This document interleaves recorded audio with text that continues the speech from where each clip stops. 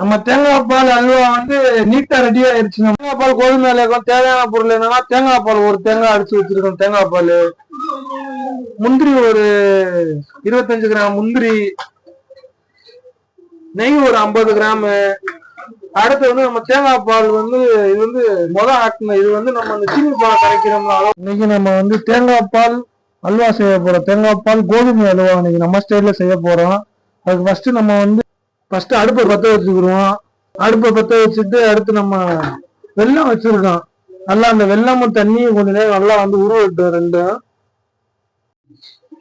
ஒரு கப்பு கோதுமை மாவை எடுத்துக்கிறோம். கொஞ்சம் ஒரு கப்பு கோதுமை மாவு. இதை வந்து நல்லா தண்ணியா கலக்கணும். இந்த கோதுமை மாவை நல்லா கோதுமை மாவை வந்து தண்ணியா கலந்தாச்சு. இப்ப இதை வந்து நம்ம ஒரு டம்ளர்ல வந்து நல்லா வடிகட்டணும். நல்லா கோதுமை மாவை வந்து நல்லா வடிகட்டி எடுத்துருவோம். அப்பவே நல்லா கொஞ்சம் பிசுறு பிசுறா வராது. நம்ம அந்த டயத்துல வந்து இது வந்து நல்லா வெள்ளை கட்டி பால் நல்லா இதாகிக்கிட்டு இருக்காது. நல்லா ஒரு கம்பி ஸ்டேஜ்ல வரணும். நல்லா கம்பி ஸ்டேஜ்ல வந்துச்சுன்னா நமக்கு பால் வந்து நல்லா ரெடி ஆயிடும். எல்லாமே ரெடி ஆயிடுச்சுன்னா நம்ம அடுத்து வந்து நம்ம கோதுமை பால் தேங்காய் அல்வா செய்ய ஆரம்பிச்சிடலாம். இப்ப அடுப்பை பத்த வச்சுட்டு அடுத்து நம்ம பேனை தூக்கி வச்சிருவோம். தேங்காய் பால் அல்வா செய்யறதுக்கு பேனை நம்ம இந்த தேங்காய் பால் வச்சிருக்கோம். தேங்காய் பால் அரிசி மாவு 1 டம்ளர் வச்சிருக்கோம். அதையும் வந்து கொஞ்சம் உள்ளக்க ஊத்திடுங்க.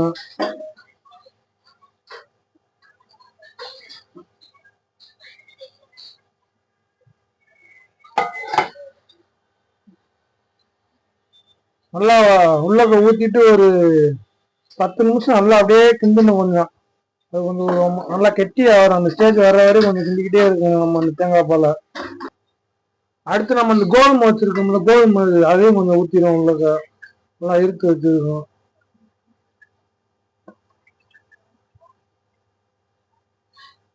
ரெண்டையும் அப்படியே கிண்டுவோம்.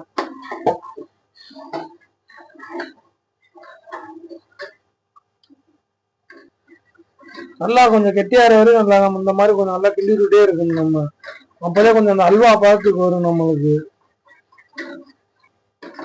கொஞ்சம் லைட்டா வந்து நெய் ஊத்திக்கிடுவோம். நெய் ஊற்றோம்னா கொஞ்சம் இதாகாது. நெய்யை ஊற்றி கொஞ்சம் நல்லா அதையும் கொஞ்சம் நல்லா கொஞ்சம் கிண்டுவோம். இப்ப நம்ம அந்த வெள்ளைக்கட்டி பாவை வந்து உள்ளக்க சேர்த்துருவோம்.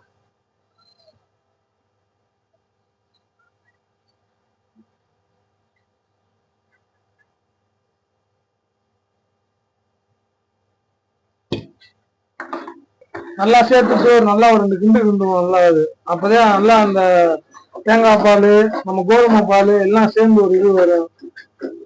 நம்ம லைட்டா கொஞ்சம் கலருக்கு வந்து கொஞ்சம் ஃபுட் கலர் சேர்த்து வச்சுக்கிறோம். கொஞ்சம் ஃபுட் கலர் சேர்த்தா கொஞ்சம் நல்லா கலரா இருக்கும். நல்லா வந்து இன்னும் கொஞ்சம் நல்லா கிண்டிக்கிட்டே இருக்கும். அப்போ கொஞ்சம் அடி பிடிக்க அந்த கலர் நல்லா நம்ம நீங்க ஃபுட் கலர் வந்து கலந்துக்கிறோம்னா கலந்துக்குங்க, வேணாம்னா வேணாம். நம்மளுக்கு கொஞ்சம் கலரா இருக்கிறதுனால கொஞ்சம் கலந்து அது என்னன்னு தெரியல. நம்மளுக்கு இந்த சாயந்தரம் ஆனாலும் ஏதாச்சும் கிண்டி சாப்பிடும் போல இருக்கு. அதே சரி இன்னைக்கு நம்ம டிஃப்ரெண்டா 2 சேர்த்து கோதுமை தேங்காய் பால் எல்லாம் சேர்த்து கோதுமை தேங்காய் பால் அல்வா செய்ய ஆரம்பிச்சோம்.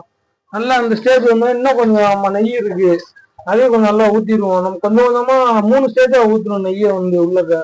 அப்பவே கொஞ்சம் நல்லா இருக்கும். நல்லா அதையும் கொஞ்சம் நல்லா கிண்டிடுவோம். அது ஒரு மாதிரி என்ன ஸ்டேஜ்ல வரும் அந்த டேட்ல வரும்போது நம்ம வந்து அடுப்பு ஆஃப் பண்ணிட வேண்டிய அல்வாவை.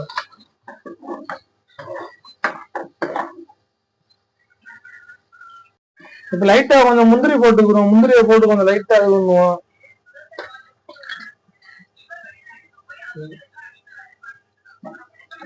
லைட்டா ஒரு கிண்டுவோம்.